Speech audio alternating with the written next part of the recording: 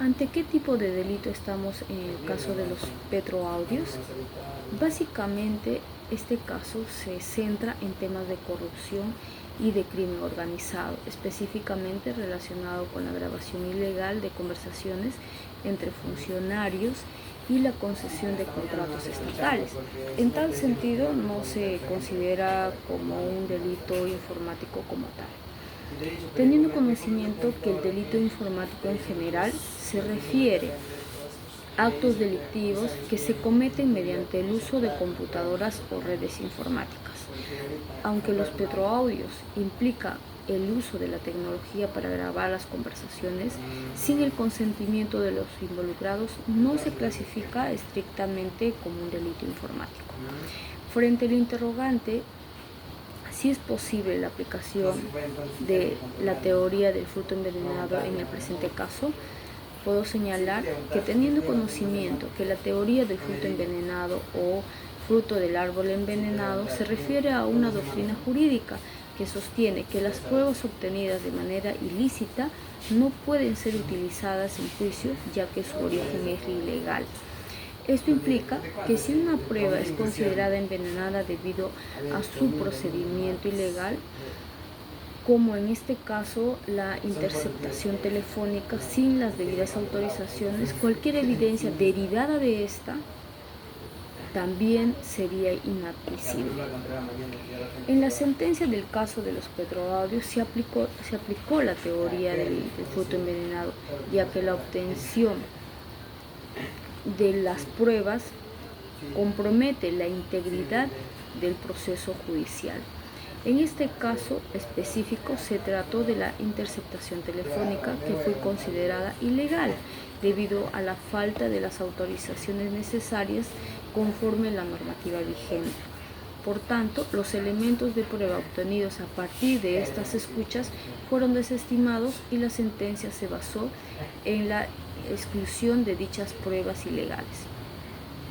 Frente al interrogante de quién o quiénes podrían argumentar esta teoría del fruto prohibido, teniendo conocimiento que la teoría del fruto envenenado es un concepto legal que se utiliza principalmente en el ámbito del derecho penal y del derecho procesal, se refiere a la idea de que si se obtiene una evidencia de manera ilícita, entonces cualquier evidencia derivada de esta también se debe considerar inadmisible en juicio.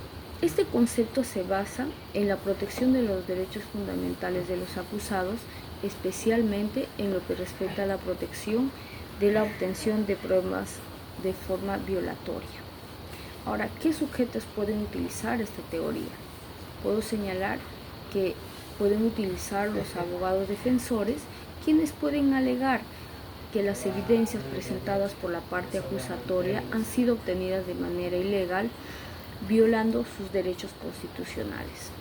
Como también lo pueden utilizar el acusado de un delito, quienes pueden presentar un argumento de fruto envenenado para tratar de evitar que se use evidencias en su contra, y si este fue obtenida a partir de un procedimiento ilegal. Con respecto a los jueces, también pueden ser parte del análisis en cuanto a la teoría del fruto envenenado. Tienen la responsabilidad de evaluar la legalidad de la obtención de estas pruebas y decidir si son admitidas o no. Y por último, la Fiscalía, aunque generalmente se beneficia de la evidencia recopilada, también tienen el deber ético de asegurar de que la evidencia presentada en el juicio sea obtenida legalmente. Frente al interrogante, ¿cuál sería mi fallo en el presente caso? En el supuesto caso que yo fuera la jueza del caso de los petroaudios, donde involucró la interceptación ilegal de comunicaciones, consideraría varios factores cumpliendo el marco legal, como la legalidad de las interceptaciones.